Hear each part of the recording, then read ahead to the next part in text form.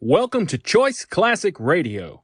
Like us on Facebook, subscribe to us on YouTube, and help keep this show alive by donating at choiceclassicradio.com. For more of your favorite old-time radio shows, join us on our companion podcast, Choice Classic Radio Detectives, where we bring to you tales from the greatest detective shows the golden age of radio had to offer. And now, with 946 episodes, broadcast on CBS Radio from 1940 to 1962, we bring to you Suspense. Roma Wines present Suspense.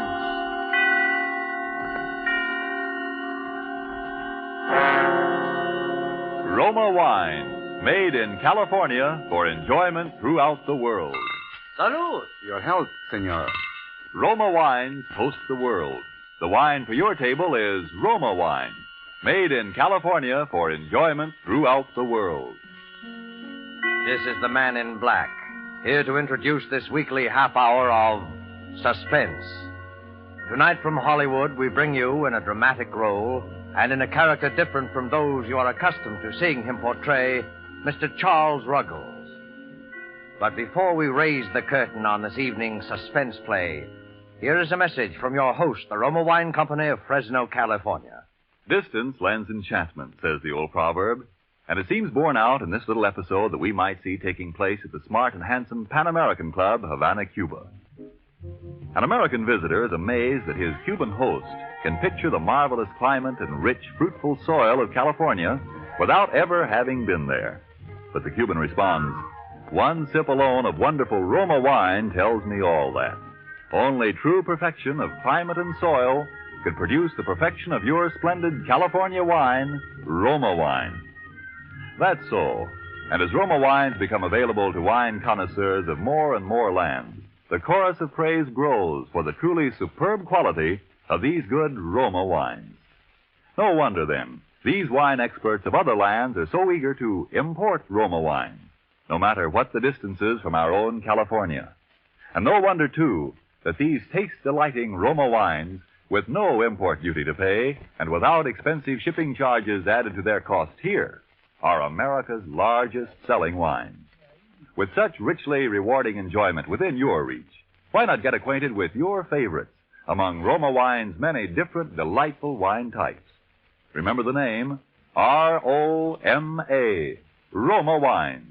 Made in California for enjoyment throughout the world.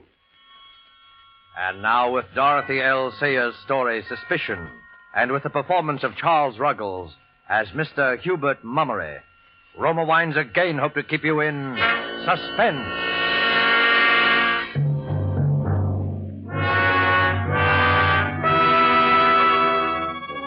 Mr. Mummery took the morning train down to business, as he always did. He opened the door of his office, much as he always opened it, and saw his partner, Brooks, sitting at his desk as he always sat.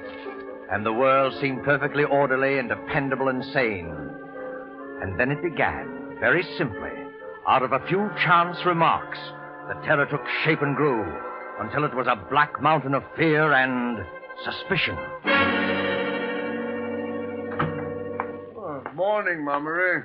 Pleasant morning, huh? Yeah? Oh, quite. I've been looking through some back accounts. I've an idea they're trying to put us off until...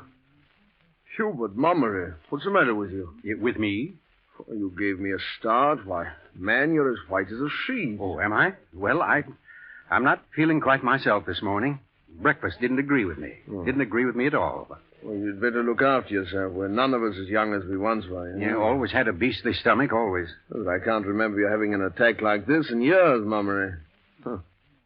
That new missus of yours giving you proper food? Good, mild, digestible thing? No, I'm afraid Ethel knows nothing at all about a kitchen. Well, that's what you get for marrying a girl without showing it to a friend. Doing it in such a rush, 10-day courtship, and at your age, Mummery. Well, you'll see why when you meet her. Besides, it doesn't matter in the least. After all, I was a bachelor up until a few weeks ago and rather used to taking care of myself, you know. Oh, my dear man, you're not telling me that you manage the household. Oh, hardly. No need for that. We've engaged a housekeeper who's a gem, really. Capable, motherly soul named Sutton. Ethel's delighted with her, and so am I. Hmm. Exceptional cook and all that. Well, that's excellent. We can all do with that sort of thing, you know.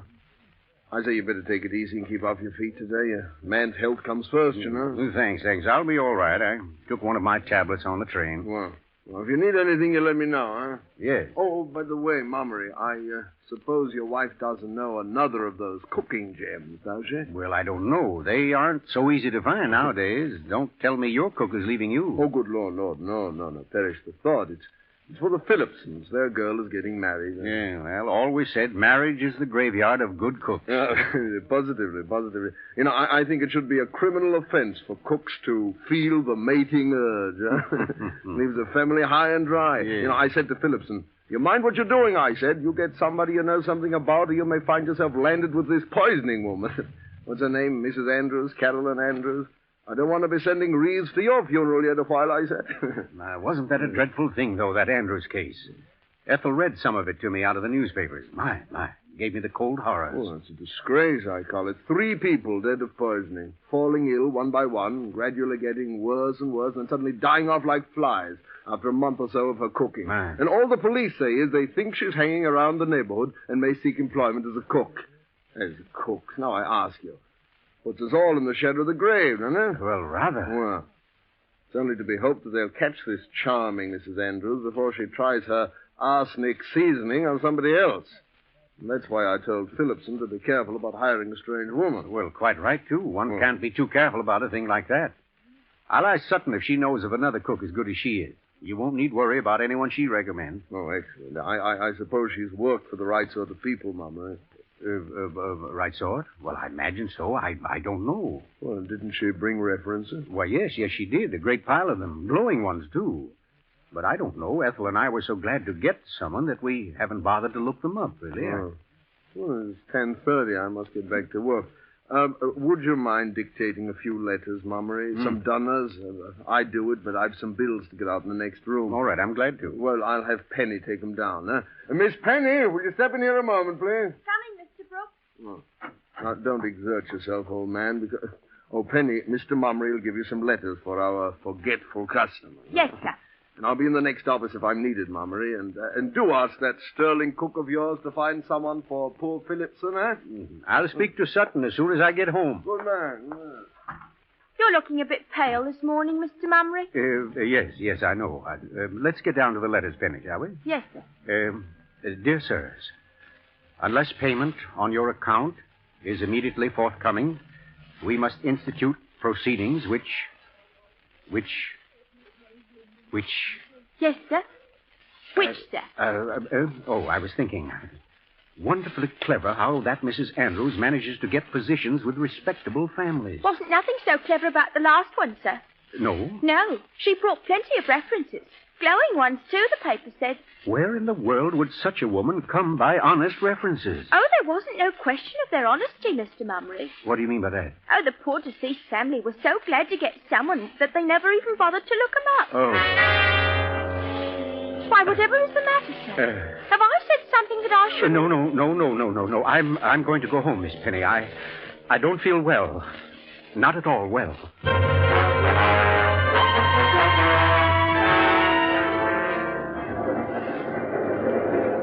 On the homeward-bound train, Mr. Mummery's mind kept up a continual flow of discomforting thoughts. Those references of Sutton's.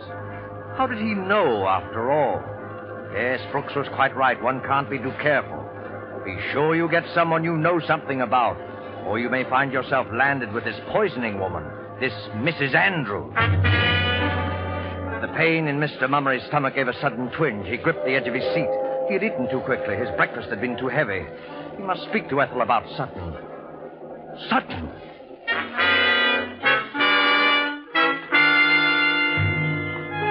As he walked up the quiet street of the remote little country town, the well-known familiar landmarks looked somehow strange and menacing. He reached the house, walked up the path, and then something drew him round toward the back. Somehow, despite himself, he found himself opening the screen door of Sutton's kitchen.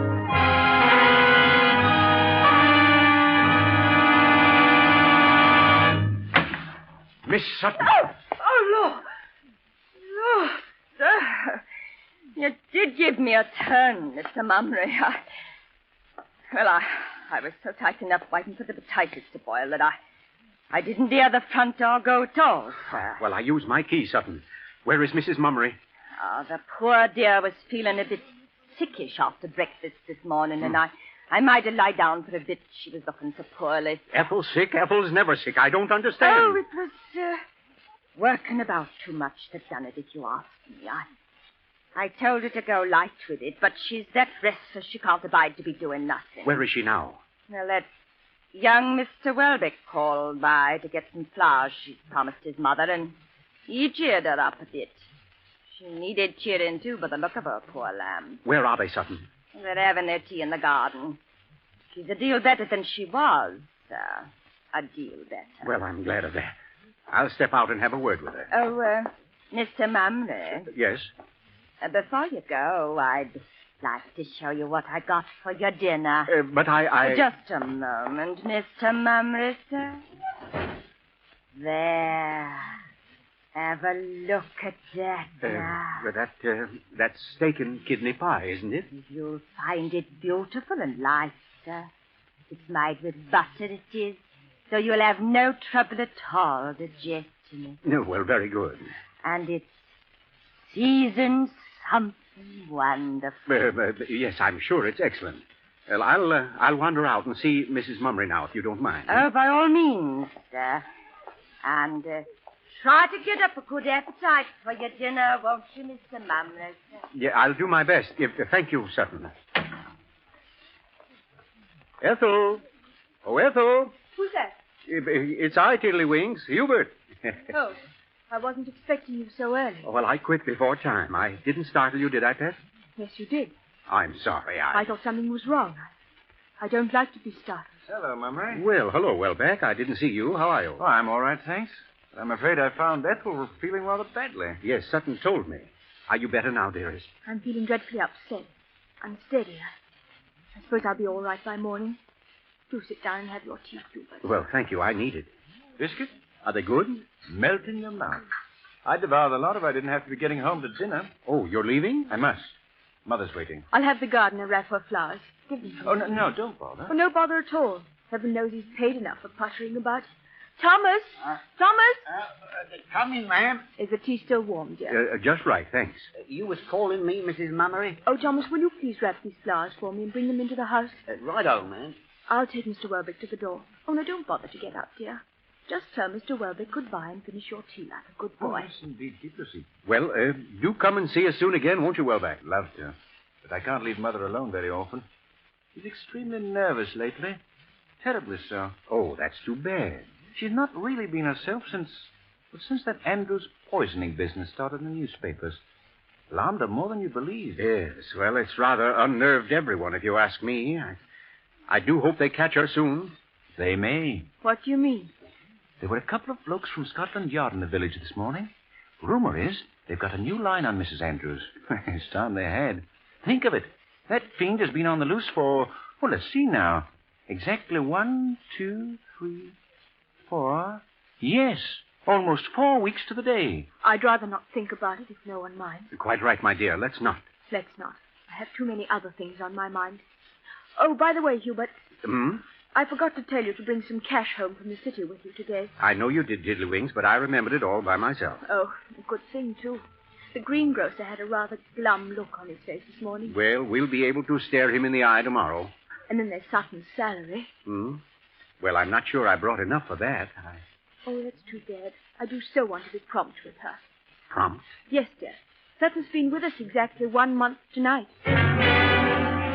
I must drop along now. See you soon again, Mummery. I say thanks for the tea. Hubert, what's the matter? Mr. Welbeck said thanks for tea. Didn't you hear? Huh? Oh, yes. Oh, I'm sorry. You seem so far away, dear. No, not at all. Not at all. I was a bit tired, I suppose. Let the old gent rest his weary bones. He's worked much too hard lately. Come along, Mr. Welbeck. I'll do the honors for the family. Coming. 4 weeks. Exactly 1 month. Oh, sir, the missus wanted some zinnias for the bouquet, and I just found a little patch in the back bed. I thought they... Thomas. Thomas, do we have any old newspapers about? Old newspapers? Why, yes, sir. There's a stack of them in the greenhouse. I was just going down to get some to wrap up this bouquet. What would you be needing them for, sir? I want to look up some photographs, Thomas. Photographs? Of who, sir? Of Mrs. Andrews.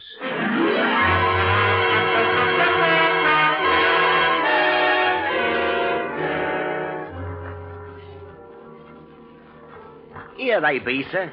They go back about 20 days, these do.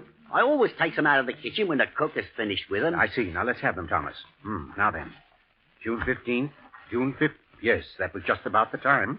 Should be an article about Mrs. Carolyn Andrews in this one. Of course, she'll have managed to change her appearance, but there should be a resemblance. Now, let's see. Ought to be about on... Thomas. Yes, sir? Where did you say you got these papers? Out of the kitchen, sir. Why, what is it, Mr. Mummery? Somebody's been through them with the scissors, Thomas. Every line about the Andrews case has been clipped out. Every line. Mr. Mummery, sir. No, now look for yourself. There. But I don't understand it, do you, sir? I'm afraid to try, Thomas. Are there any more papers about? There's a few more under this shelf where I keep them.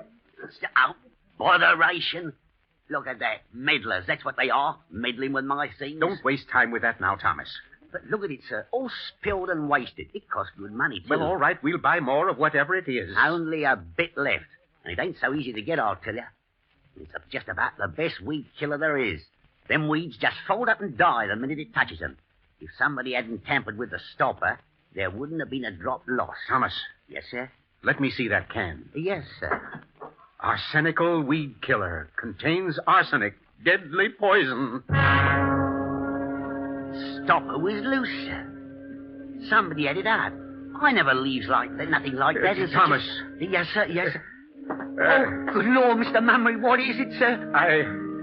I don't think I should have had that tea, Thomas. I'll call the missus. No. You mustn't alarm her. Whatever you do, don't alarm her.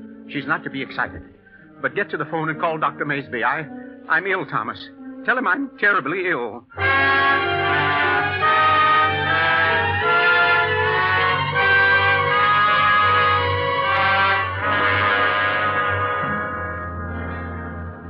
How is he, Dr. Mansby? How is he? Now then, Mrs. Mummery, he's not so bad as all that. He's really far better than he was last night.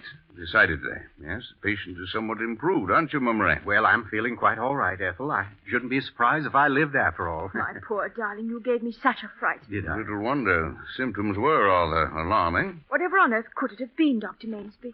He was suffering so dreadfully last night.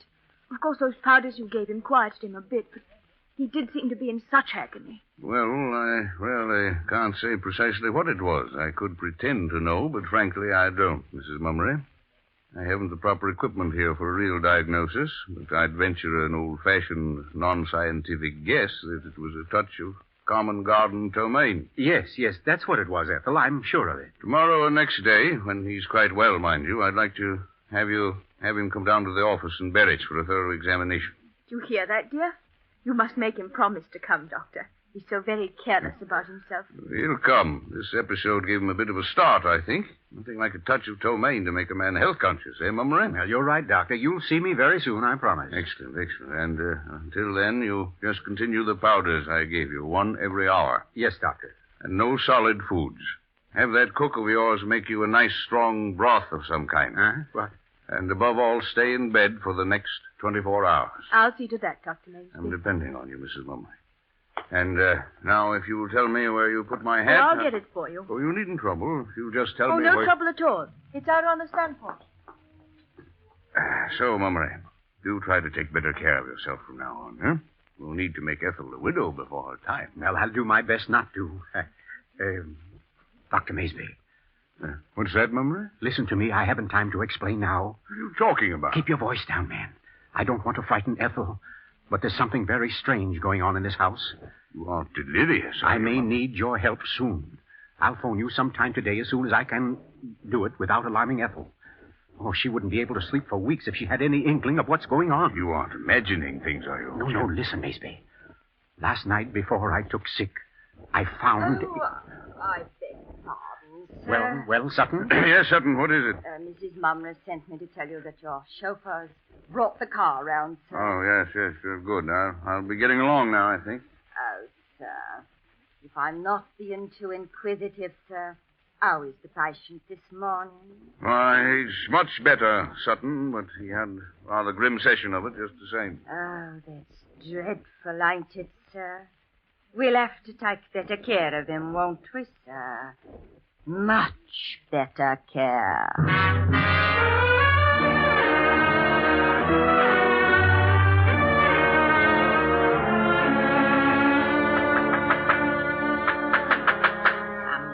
Around my greenhouse, will they now? Upsetting my things.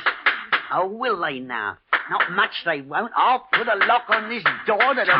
Thomas. Who's that? Why, Mr. Mummery, you ain't supposed to be up and about, are you? You're supposed to be in your bed, ain't you, sir? I want to get those papers we were looking at yesterday, Thomas. Does the missus know you're walking around out here? Sir, I'll be bound the missus We'll don't... keep this a secret from the missus, Thomas. You'll get your death, Mr. Mummery. If I lie upstairs in bed all day, the whole Mummery family will get its death.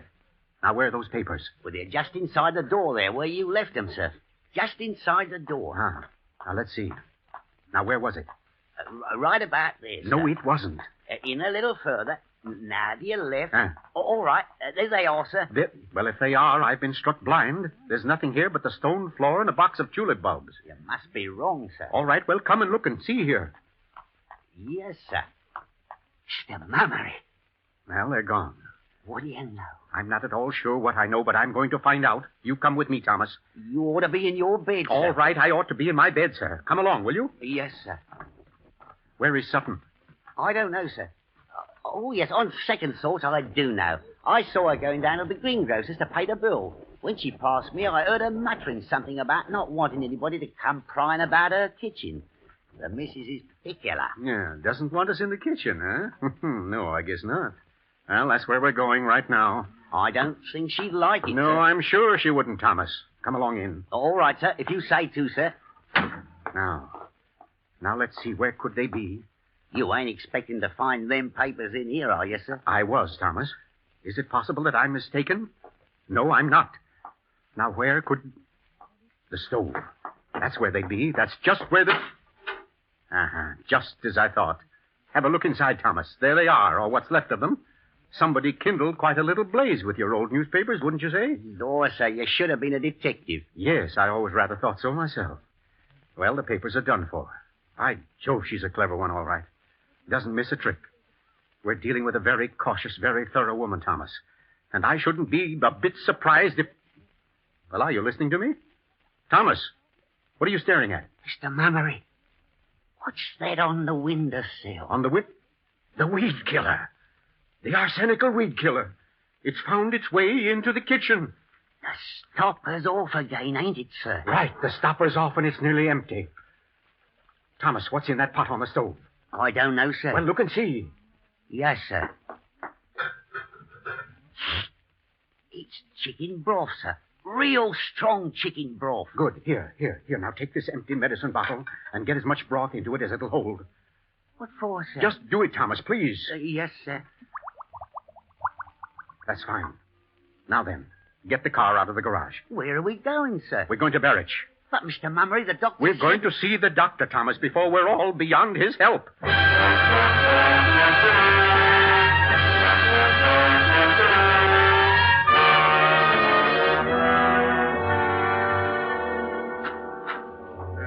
Sorry to kept you waiting so long, Mummery, but it's quite a lengthy process. I don't mind the waiting, Doctor. It isn't that, but Ethel's there alone in the house with her, and I want to know. I can tell you now. You finished? I've analyzed every drop of the contents. Used Marsh's test for arsenic. I'm able to tell you a very definite answer, my boy. What is it, Maysby? Yes. You mean there is arsenic in that broth? And Sutton... I mean that broth is chock full of arsenic. Mrs. Andrews is taking no chances this time. There's enough poison there to kill your entire household.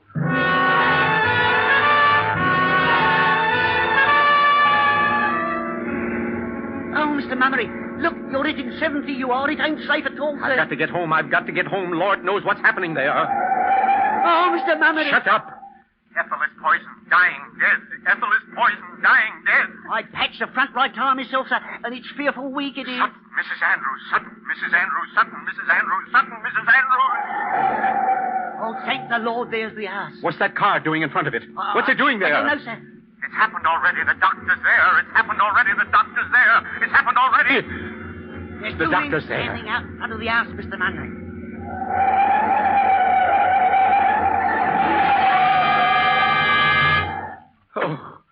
Oh, it's my fault. I did it. It's my fault. I left her here. I did it. I killed her. Oh, Mr. Mummery, sir. Oh, Ethel! Ethel! Ethel! Ethel, where is she? Welbeck, what are you doing here? I'm Scotland Yard, Mummery. Easy now. Take it easy. Well, where is she? Tell me. I have a right to know. Who is he, Inspector? I'm Hubert Mummery. Where's my wife? Now, try to be calm, Mummery, won't you? That's a good fellow. What do now. you mean? Why are you sitting down here? Is she beyond help? I'm afraid she is, sir. Oh, Lord. Oh. Can I see her? I'm afraid not, Mummery. It'll only be painful. Oh, Lord. But that Mrs. Andrews, though, you've got her. She didn't get away. No, we've got Mrs. Andrews right enough. Oh, Ethel. You see, officer, we've only been married 10 weeks. 10 weeks yesterday. Sutton. Sutton. Yes, Mr. Mummery. I'm very sorry about things. Sorry for you, sir. Sorry for me. That's good. Well, it's too late now. Well, take her away. Take her away. Oh, Mr. Mummery, I'm so Take sorry. her away. You'd better go, Sutton. Go ahead. He's upset, of course. Wants to be alone. Oh, you see, Mrs. Mummery and I were in desperate need of a cook. But it's just as I said to Brooks. One can't be too careful about taking a strange person into the house. Why, I didn't even suspect her until yesterday. I had no idea there were... Go. Are you letting her go? Well, you can't let her go. That's Mrs. Andrews. Don't... Oh, please, This sir. broth, it's chock full of arsenic. I didn't have no hand in that broth, sir. It was made while I was at the You greengrocer's. can't let her go. Why, this... And I didn't make your tea yesterday, nor your breakfast yesterday morning. So help me, Mr. Mummery, sir. I didn't. Ethel. Oh, Ethel, my darling. I thought you were... Oh, are you all right, Ethel? Ethel, dear, what is it? I overheard what you said you told Brooks about taking a strange person into your house. You were right, you know, Hubert. Well, I don't understand. Ready? Quite. Come along, then. Ethel. Well, not Ethel, really, sir. Carolyn would be more like it. Yes. And by the way, you're forgetting a rather important little formality, aren't you? Eh? Oh, yes. Sorry, Mummery. Carolyn Andrews, I arrest you for murder in the name of the King.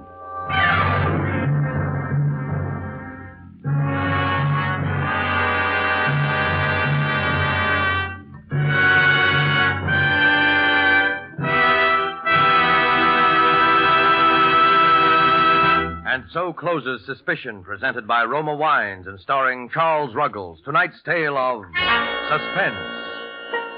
In just a moment, we will hear again from Mr. Ruggles. First, a message from the sponsor of Suspense. Why is the making of good wine like a proverb? Because both are based on long experience.